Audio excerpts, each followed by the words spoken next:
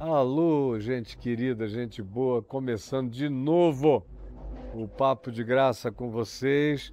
Eu tinha dito antes que é uma pena aqueles que chegam no dia, na hora, e hoje eu vou falar sobre o capítulo 5, verso 6, e a pessoa pensa que é um texto avulso, como a da chamada caixinha de promessas do passado. Não, não é. É uma exposição de Mateus que eu comecei meses atrás e que eu gostaria que, se você chegou hoje aqui pela primeira vez e pegou só o meu comentário no verso 6, você o abandone. Eu ficaria muito feliz se você o abandonasse e fosse para Mateus capítulo 1, verso 1, fizesse parte de tudo, entendesse. Senão você não vai entender nunca nada, minha filhinha, meu filho. E eu fico aqui botando todo o meu coração para fora. E você desperdiçando o que eu faço com toda a alma e acho uma pena que seja assim. Então, me abandone aqui. Deixa quem está acompanhando já há alguns meses seguindo, esse não vai perder nada. Agora, você que chegou, caiu de paraquedas, se não for lá para trás, para o começo, vai pegar um fragmento. É como uma pessoa, um paleontólogo, um arqueólogo, que faz uma escavação e acha um pedacinho de vértebra desse tamanho, que é a vértebra de um dino, de um dinossauro enorme, mas ali, naquele lugar todo, ele achou só aquela vértebra, que pelo conhecimento dele de arqueologia, de paleontologia e de tudo mais, ele sabe que é de um dinossauro. Talvez ele identifique até a especificidade do dinossauro, embora não haja nada maior para ser achado. Mas ele sabe por causa do muito estudo do todo. Agora, se sou eu a pessoa e não um expert, chego lá e dou uma escavadinha e me aparece um osso de dinossauro, uma vértebra do tamanho disso aqui, eu olho, acho interessante, provavelmente limpe, guarde, ponha no bolso, traga para casa e vá guardar papel, vá botar em cima da minha Bíblia, de um livro que eu esteja lendo. A menos que chegue um expert e diga, rapaz, você tem um fragmento de dinossauro aqui, é uma vértebra, Caio. Aí aquilo vira outra coisa, porque eu vou ler a partir de um contexto e vou me interessar pelo contexto. Então eu estou implorando a você, vá para o contexto. Vá para o início, pegue tudo. Do contrário, você será apenas mais um ente fragmentado. Aqui em Mateus 5, nas bem-aventuranças, se diz que Jesus, vendo as multidões, subiu a um monte, há muitos montes naquela região da Galiléia, e se assentou. E como se assentasse, se aproximaram inicialmente os discípulos, os que andavam no cotidiano com ele. E ele passou a ensiná-los o caminho da felicidade, o caminho do Macarius. Falei muito disso nos meses anteriores, até eu parar 3 meses atrás. O caminho do Macarius, porque a expressão bem-aventurado, que significa feliz, ou aquele que é dotado de boa ventura, de bom caminho, de boa graça, de boa vida, de boa assistência, de boa sorte, no sentido de que ele carrega uma bênção muito especial sobre a vida dele. Então esses são os bem-aventurados. E o texto grego é definido pela palavra Macarius, que significa espiritualmente feliz. Então, espiritualmente felizes são os humildes de espírito, são os ensináveis. Eu expliquei aqui longamente, mais de 1 hora, o significado do humilde, como vem de humus, de onde vem também a palavra umidade, de onde vem a palavra que designa não só umidade, mas humildade. Tudo isso também designa humor. E o humus designa a terra fértil. O humilde é aquele que tem um coração fértil para o ensino, é um indivíduo ensinável, aberto para aprender. Esse aprende todos os mistérios do reino de Deus.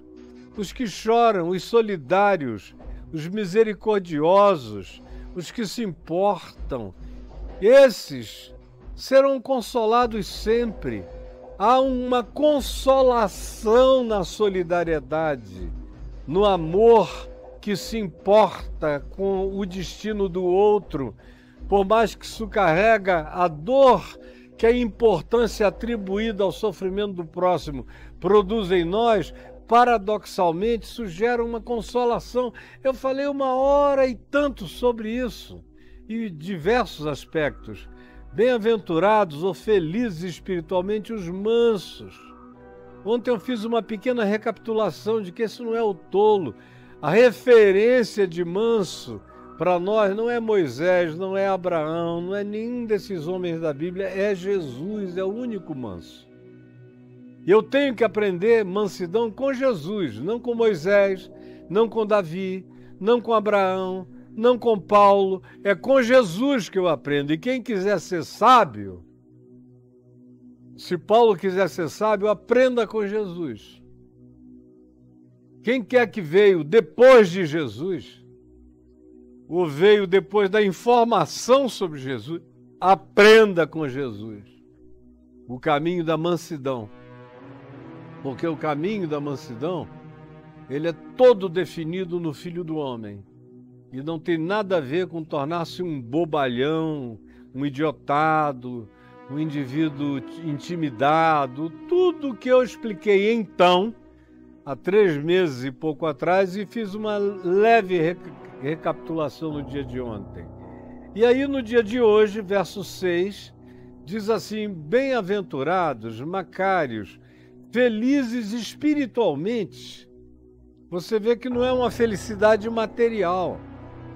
Não tem nenhum desses textos aqui diz felizes os que têm 4 casas, felizes os que têm dinheiro sobrando para as próximas 10 gerações da família, felizes os que não têm falta de absolutamente nada, felizes os que têm uma saúde perfeita, maravilhosa, e o corpo bonito, forte, interessante, muscular.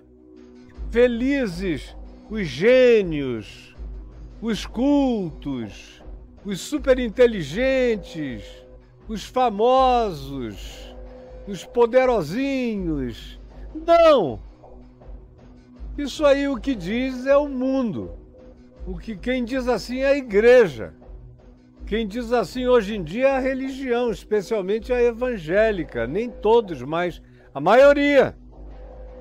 Qualquer púlpito praticamente que você vá ouvir, o bem-aventurado não é o macário, espiritualmente feliz, porque é humilde, aprende com o evangelho, dá razão a Deus, porque é condoído, é misericordioso, porque é uma pessoa que se autocontrola, que tem domínio próprio.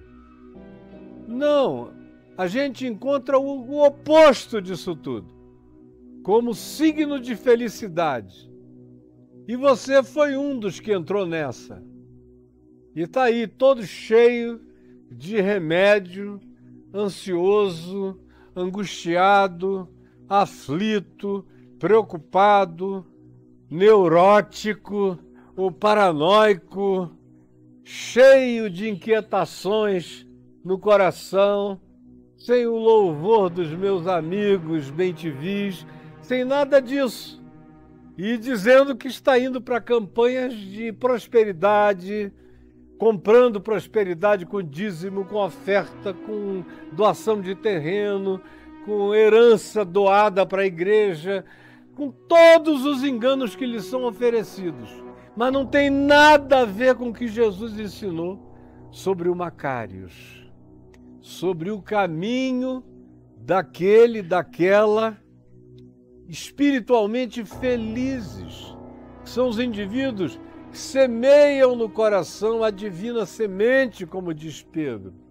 O sêmen, o divino esperma santo, a semente, o sêmen divino no útero do coração, onde Pedro diz que é forjada uma criatura nova, segundo a natureza divina, que vai crescendo para aprender a se tornar um Cristo de Deus, que é a finalidade da nossa vocação espiritual em Jesus. Essa é a finalidade da minha e da sua vocação. Essa é a prosperidade absoluta.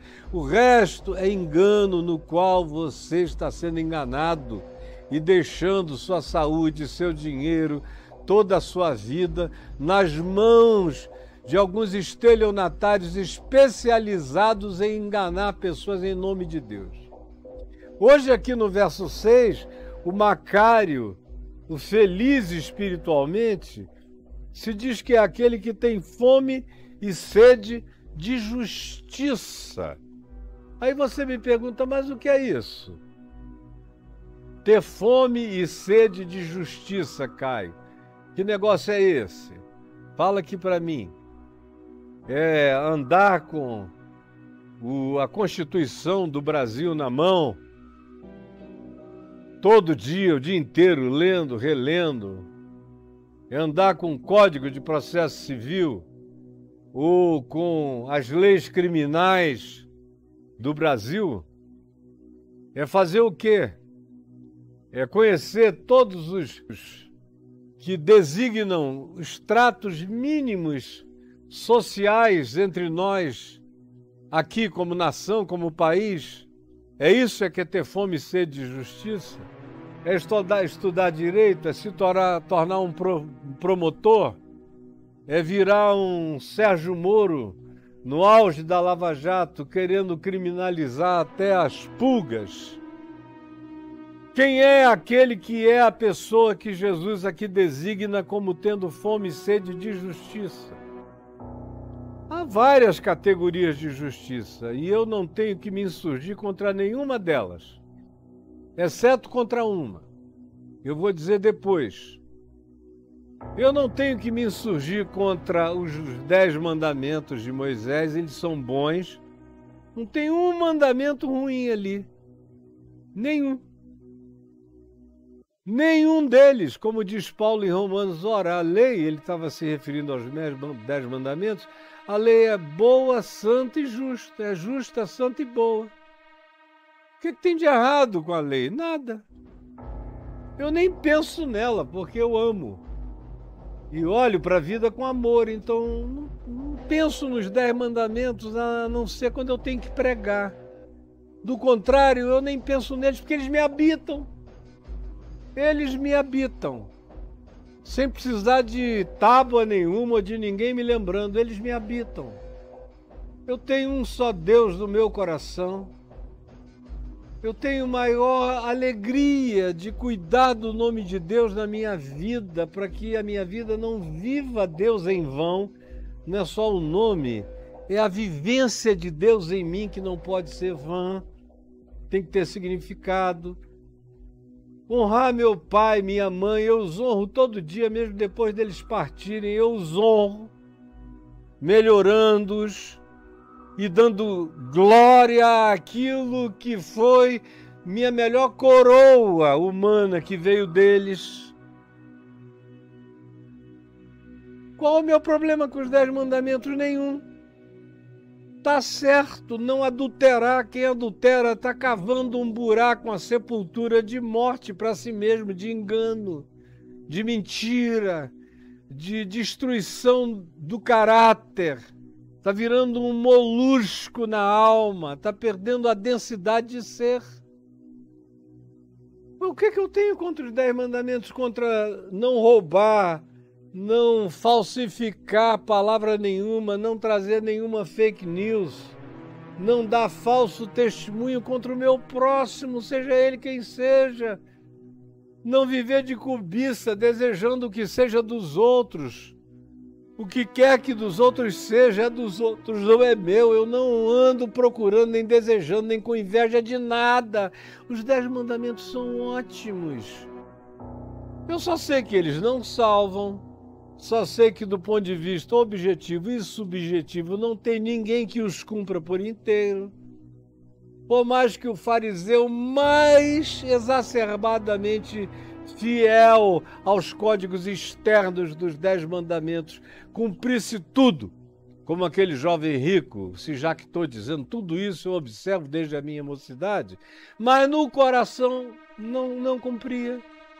Aí o que Jesus fez foi fazer uma reversão do espelhamento. Ao invés de mostrar a cara dele do lado de fora, mostrou para ele o rosto dele do lado de dentro. Como do lado de dentro, ele estava cheio de cobiça. Ele não cobiçava o que era do outro, ele cobiçava o que era dele. Ele cultuava o que era dele. Ele era idólatra do que ele possuía. Ele tinha uma relação de fidelidade a Mamon, a um Deus. E ele vinha aqui com uma conversinha de exterioridades para Jesus. Jesus vira, faz uma inflexão e diz, enxerga para dentro, garoto. E foi isso que fez o rapaz se afastar muito triste. Então, os 10 mandamentos não devem ser nenhuma preocupação, eles devem se transformar no instinto. Assim como Paulo diz em Gálatas 5, isso tem que virar instinto em vocês. Tem que ser fruto do amor, fruto do Espírito Santo. Essa justiça, esse mandamento do reino de Deus. Segunda coisa, bem-aventurados os que têm fome e sede de justiça. De que justiça?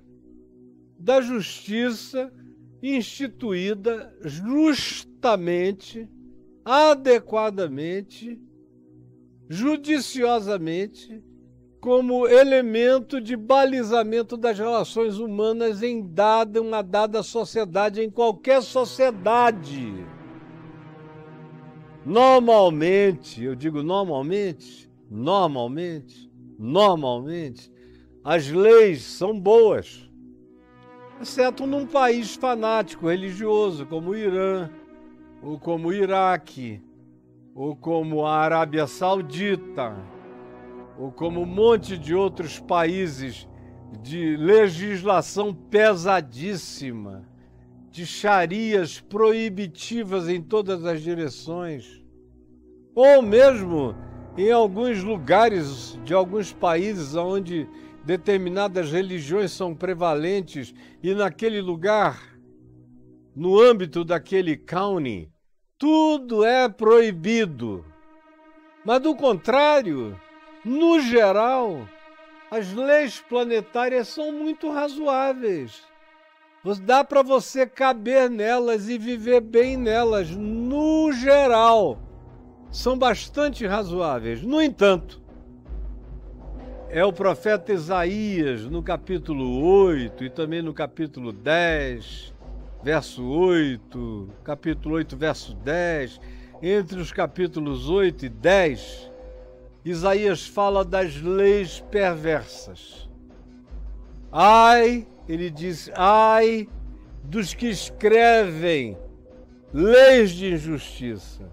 Isso tinha que estar colocado ali no Congresso Nacional, bem na entrada, bem do lado do Ulisses Guimarães. Ai dos que escrevem leis de justiça, leis de iniquidade, para diminuir ou tirar o direito do órfão, da viúva, do pobre, do necessitado.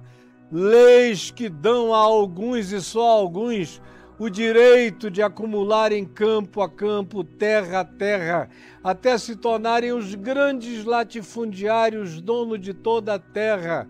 Ai daqueles que constroem e escrevem leis de acumulação de bens, aonde se acumula tanto sobre os poucos que a grande maioria passa fome. Leia lá em Isaías e leia em todos os profetas como existem leis que, mesmo escritas, validadas, vindicadas pelas autoridades constituídas, elas precisam ser desobedecidas. Por quê? Porque eu tenho fome e sede de justiça. E aquilo ali só está escrito, mas não é lei segundo o caráter de Deus. Não é lei segundo o princípio universal de justiça, de verdade, de equidade, de equanimidade, de equilíbrio, de partilha, de disposição que torne a existência humana factível, possível, sem disparates e absurdos enormes de separação. Porque se a lei, em qualquer lugar, em qualquer estado, for escrita estabelecendo princípios de injustiça, de desarmonia, eu vou desobedecê-la. Vou desobedecê-la com todo prazer, não obedecerei lei injusta. Venha do rei, venha do Führer, venha do general, venha do presidente, venha da Suprema Corte, se for lei que me mande transgredir minha consciência contra o Evangelho, contra a justiça do reino de Deus, contra aquilo que minha consciência me ensina como sendo o que naturalmente todo ser humano tem que ter, sem acepção de pessoas. Eu, não encontrando essa lei justa e sendo imposta sobre mim a perversidade escrita por uma elite maldosa, enfrentarei e viverei com as consequências. Se tiver que ser preso, serei. Se tiver que ser degolado, serei. Como todos os que tentaram servir a Deus na história humana e que lidaram com leis perversas. Os profetas de Israel, praticamente todos eles foram objeto de mortes violentas ou de torturas, praticadas em nome da lei contra eles, da lei em vigência. Era em nome da lei que em João 8 se pegou em pedras para apedrejar uma adúltera. Era a lei, Moisés nos mandou. E está lá dito que o adúltero e a adúltera deveriam ser apedrejados. E foi Moisés quem disse isso. Aí Jesus disse, então faz o seguinte, quer cumprir a lei de Moisés, pode cumprir à vontade. Quem dentre vós estiver sem pecado, seja o primeiro que atire pedra.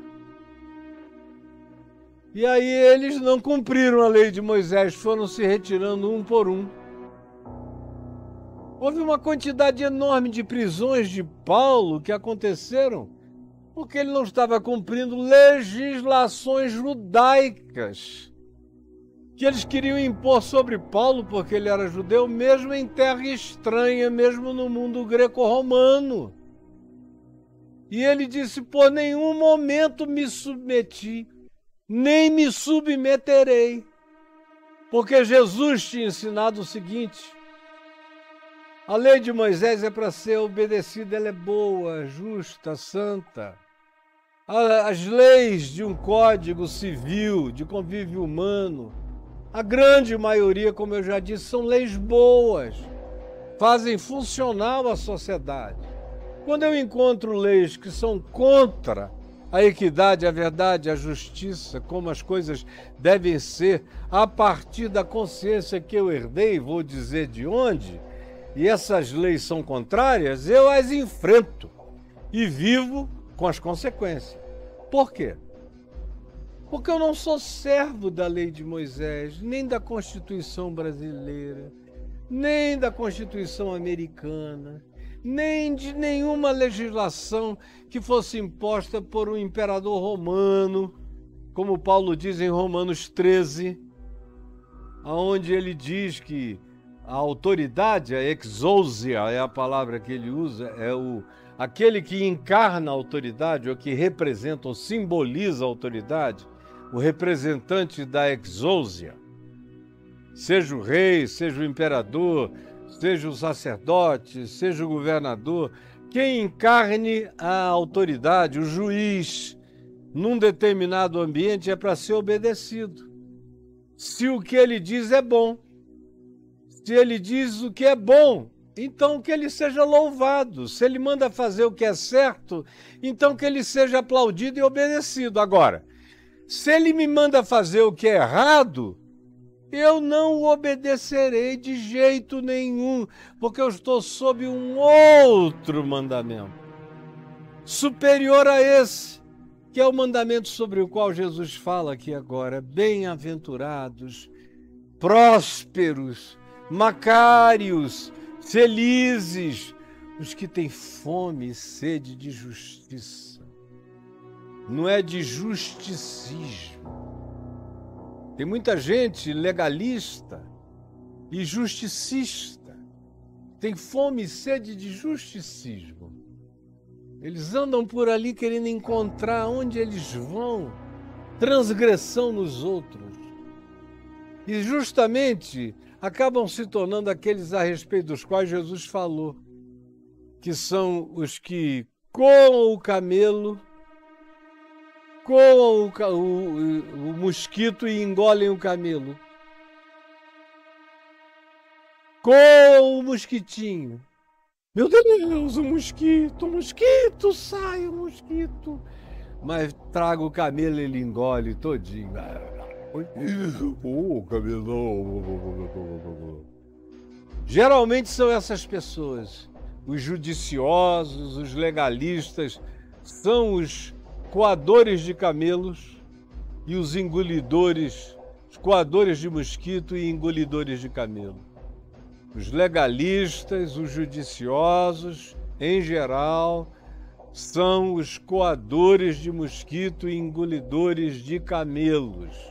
Estão aí para todo lado.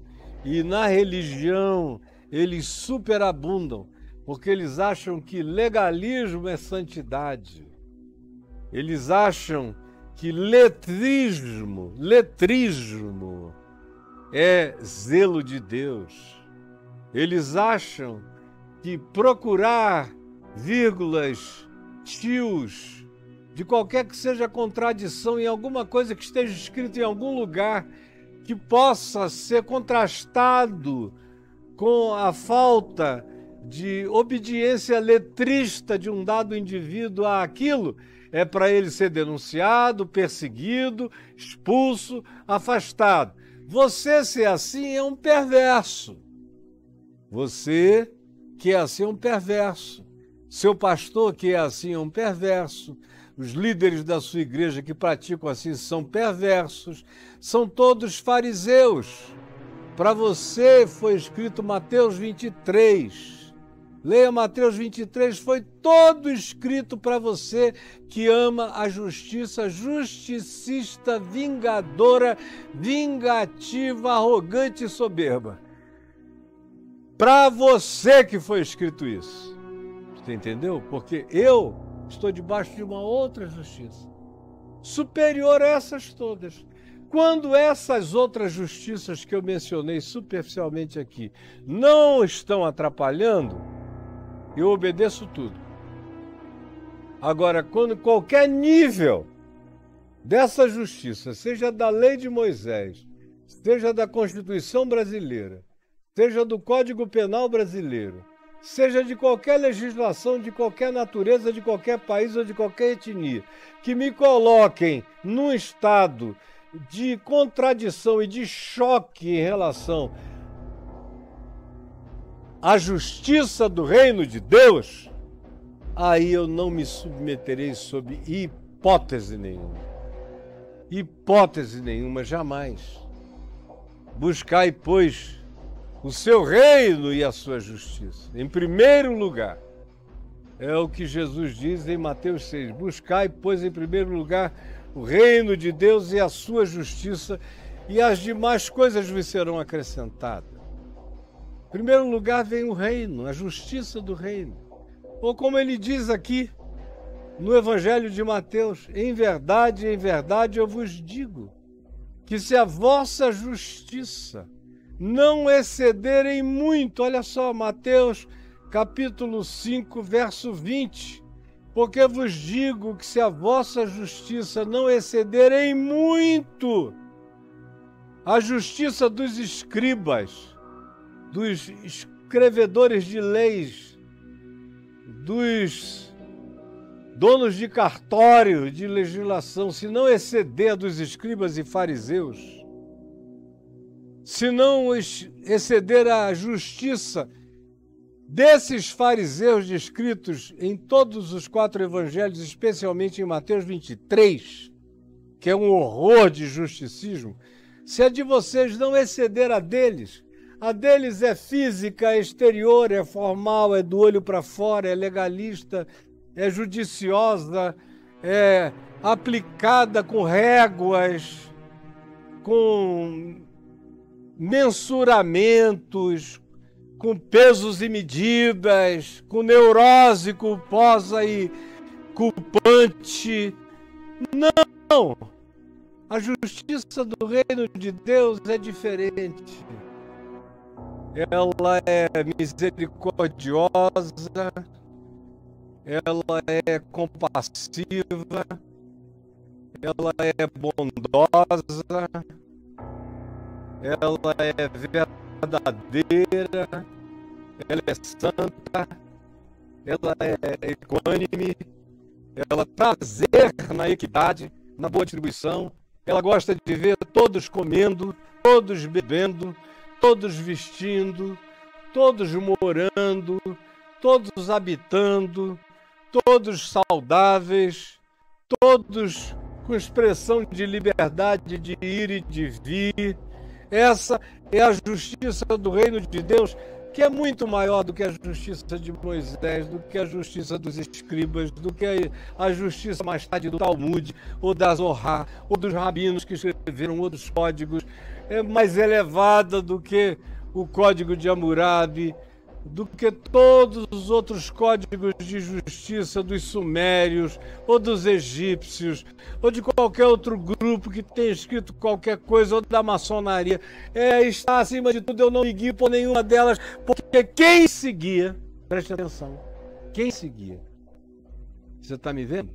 Quem seguia pela justiça do reino de Deus, não tem nem que pensar nas outras constituições, nas tábuas da lei, em nenhuma justiça, na Torá inteira, no livro de Levítico, Número, Deuteronômio, tudo isso eu não penso nisso há anos, porque eu não estou em transgressão contra nada disso há anos, porque Jesus pagou o preço exterior de toda a justiça que eu não consigo cumprir, e de toda a justiça subjetiva que eu consigo menos ainda cumprir. Eu estou justificado por fora e por dentro, e todo escrito de dívida que havia contra mim foi rasgado inteiramente, assim como o véu do santuário que foi rasgado de alto a baixo em 2 partes.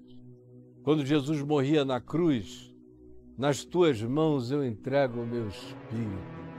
E então tremeu a terra, escureceu-se o sol, tumbas se abriram, corpos de santos que dormiam no pó da terra ressuscitaram e, entrando na cidade santa, apareceram a muitos. Mas o chocante é que se diz que lá dentro, no interior do templo de Jerusalém, onde só o sumo sacerdote entrava uma vez no ano, no Santo dos Santos, que era feito de um véu espesso, uma cortina inenrasgável por força e por braço humano, só por espadas ou por objetos cortantes, foi rasgada como por mão humana, de alto a baixo, era alta, lá no alto, de alto a baixo,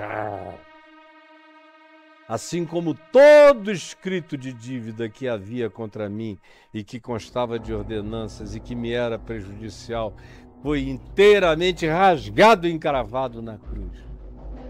Essa justiça me justifica e eu a tomo pela fé e sou justo em Cristo, porque Ele me atribuiu a justiça dele.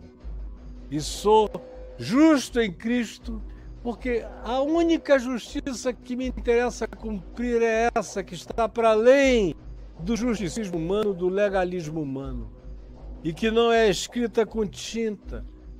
Como diz o profeta Jeremias, é uma justiça inscrita, com o dedo de Deus no coração humano.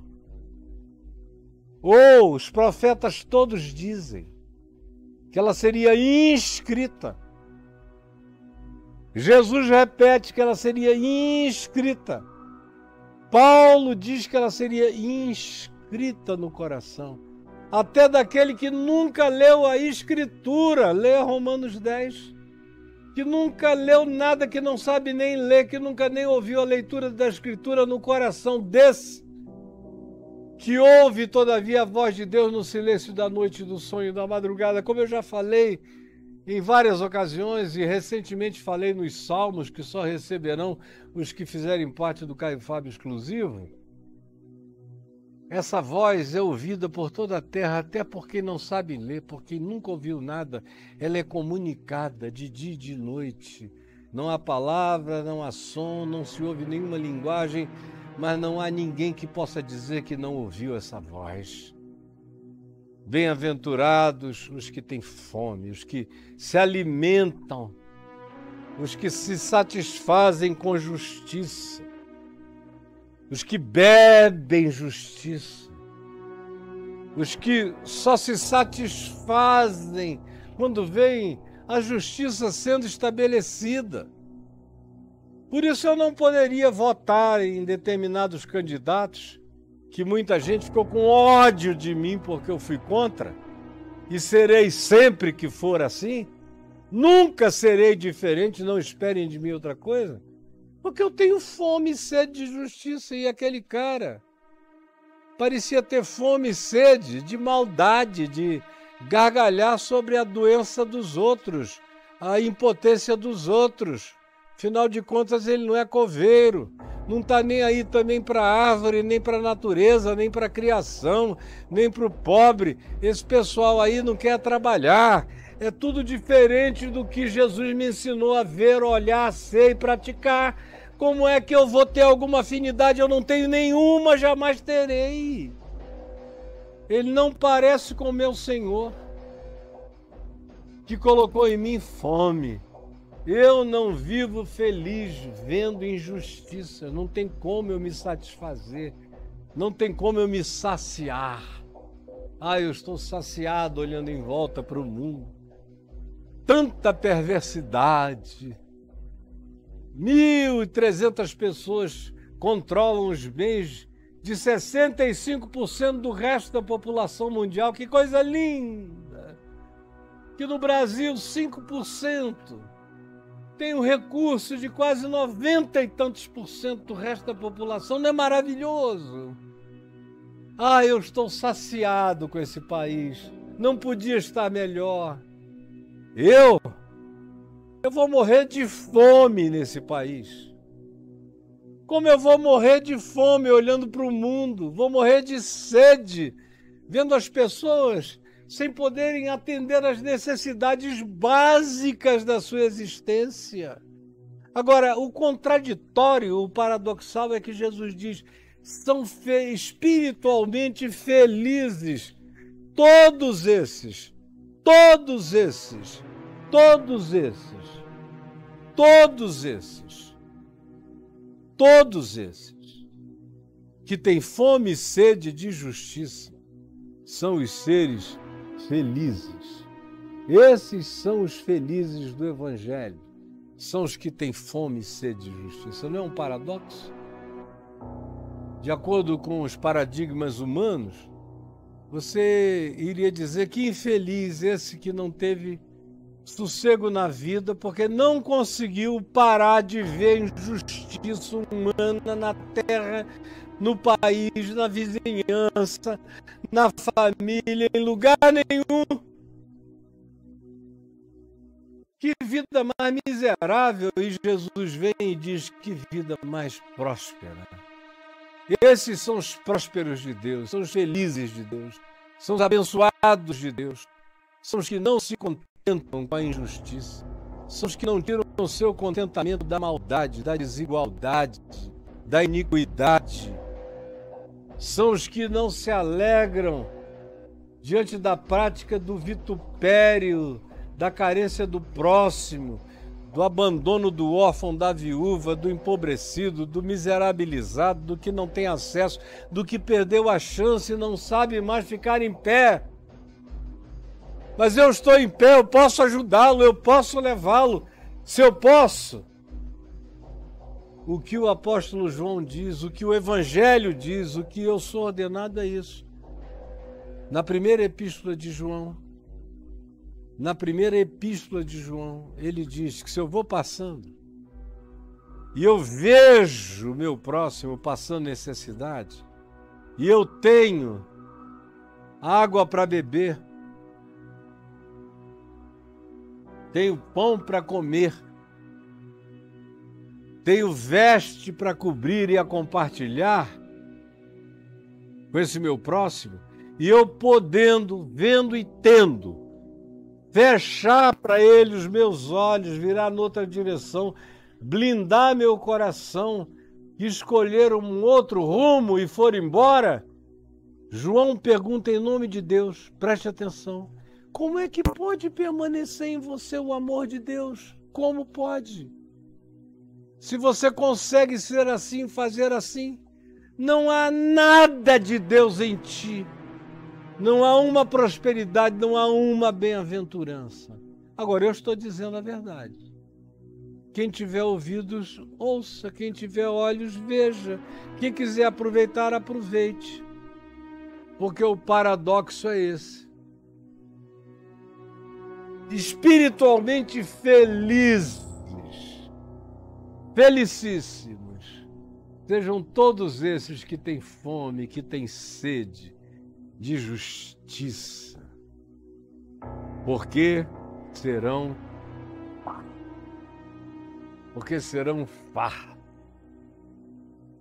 Vai chegar o dia e vai chegar a hora em que você vai ver. Esses vão ser felicitados na manifestação do reino de Deus. Esses que buscam em primeiro lugar o reino de Deus e a sua justiça, que é essa justiça do Evangelho, segundo Cristo Jesus.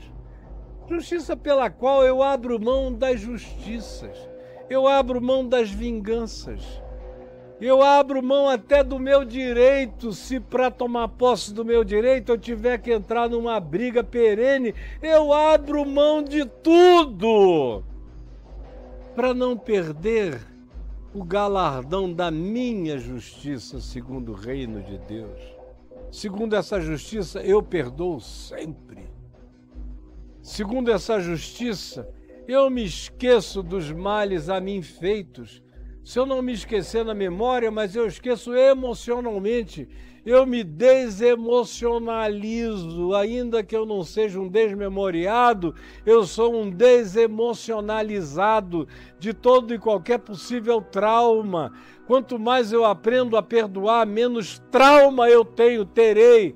Ou se eu aprender a perdoar de verdade, em mim não ficará nenhum trauma. De modo que quanto menos perdão, mais trauma. Quanto mais perdão, menos trauma. Vocês ficam aí complicando, coaches, não aprendem nada porque não querem aprender com Jesus e com o Evangelho. E eu estou aqui ensinando de graça o que não tem preço. Mas você não quer, não é? Você não quer ficar farto dessa alegria? De mesmo o mundo sendo como o mundo é, as pessoas sendo como as pessoas são, no que diz respeito a você, no âmbito e no pedaço de mundo que você alcança, que você pega para compartilhar, pega para distribuir, pega para dizer você quer, pega para fartar. E você se satisfaz da alegria do compartilhamento. até a chegada daquele dia em que não haverá mais fome, nem sede, nem lágrima, nem injustiça, nem calamidade, aonde ninguém vai gerar filho para que morram jovens, ninguém vai produzir filhos para calamidade. Vai chegar esse dia, vai chegar essa hora. Enquanto não chega, eu sou o homem mais feliz do mundo, com meu coração aberto, eu sou um próspero. Quer ver um homem próspero? Olha aqui para mim, tentando manter meu coração com humus para o Evangelho, com o alimento da humildade. Sou o homem mais feliz do mundo, chorando de solidariedade, me importando com a dor humana. Sou o ser mais feliz da terra, exercendo autocontrole. Podia destruir, quebrar os ossos do idiota, mas o perdoo. Vou adiante, não levo no coração, deixo para trás, sigo em frente e vou feliz. Com fome, com sede de justiça. Não estou agradado com a maldade planetária. Não estou nem um pouco agradado com o que se faz da destruição da criação de Deus na Terra, nem no mundo, nem atualmente até o espaço, até a Lua está sendo poluída por nós. Daqui a pouco é Marte. Não estou agradado de ver tanta fome, tanta miséria. Mais da metade da população do planeta indo dormir todo dia com fome, com o estômago roncando. Você está agradado, está feliz da vida porque está prosperando, está gostosinha, está bonitinha, está fortinho, está musculoso? Seu patético, infeliz.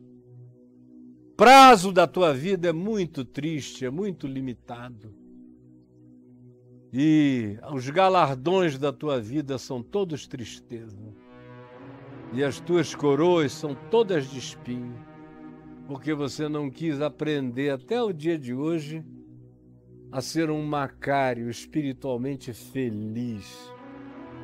Entre outras coisas, mantendo no coração essa bendita insatisfação, essa incapacidade de se fartar enquanto os outros estão padecendo de miséria à nossa volta. Eu como, eu bebo, eu durmo numa cama boa, num travesseiro gostoso, limpo e fresco. Não me trato mal, faço o possível para minha família ter tudo que seja razoavelmente bom e modesto. Gostaria que o mundo inteiro tivesse, e no que eu tenho e no que eu tive durante todos esses quase 70 anos de vida, tudo que eu tive, eu tirei só o suficiente para minha família viver e dei o resto. E dei o resto e estou dando o resto e darei o resto até o último dia da minha vida, porque essa é a grande felicidade, esse é o estilo de vida do Macários, do próspero, do bem-aventurado segundo Deus. E eu peço ao Senhor Jesus que te abençoe. Peço ao Senhor Jesus que te guarde. Aqui no Instagram acabou já, passou a hora, venceu. Mas que você fique cheio do Espírito Santo.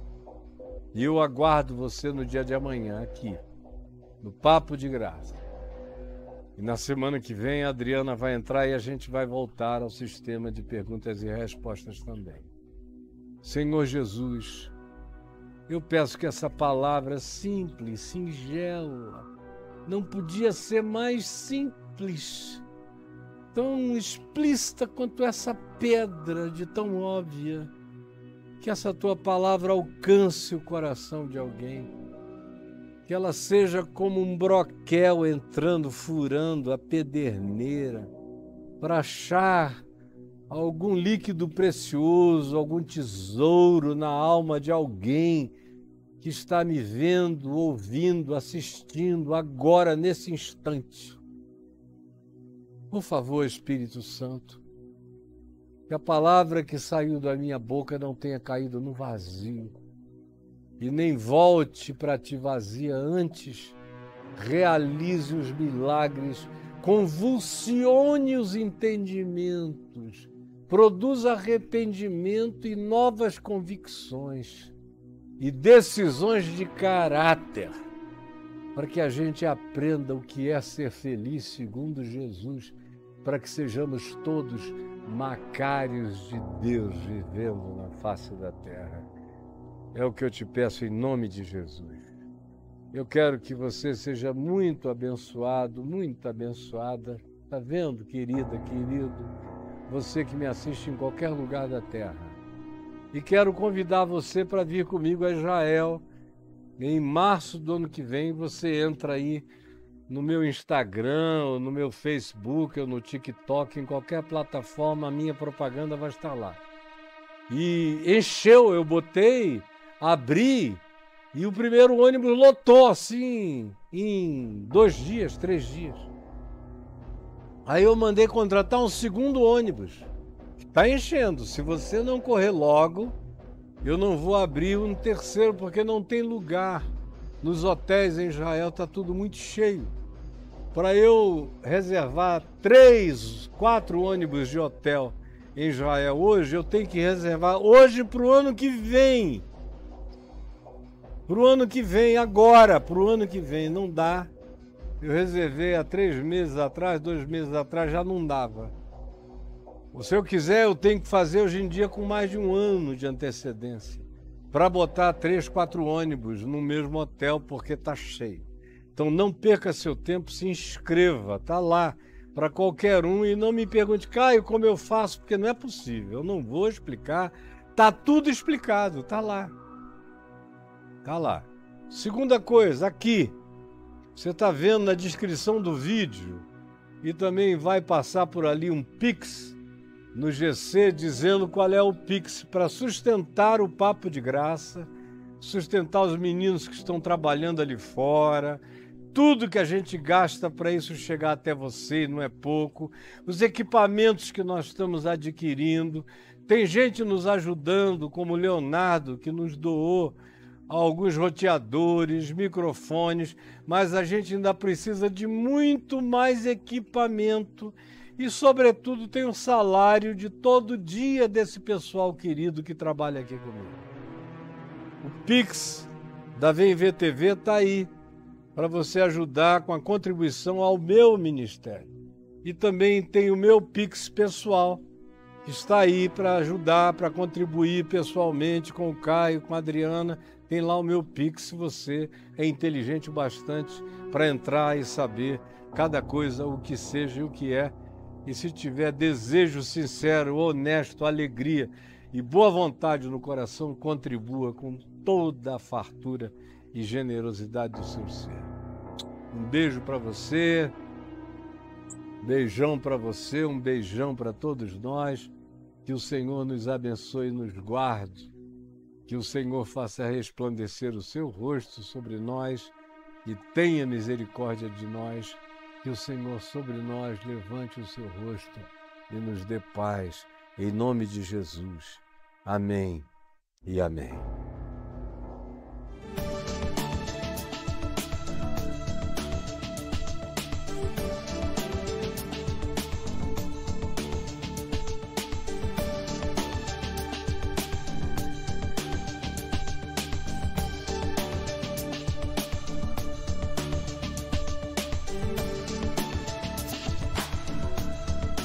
Oi, amor. Aonde? Ué, não foi almoçar com o pessoal? Eu já tô indo. Por que ele não veio aqui fora?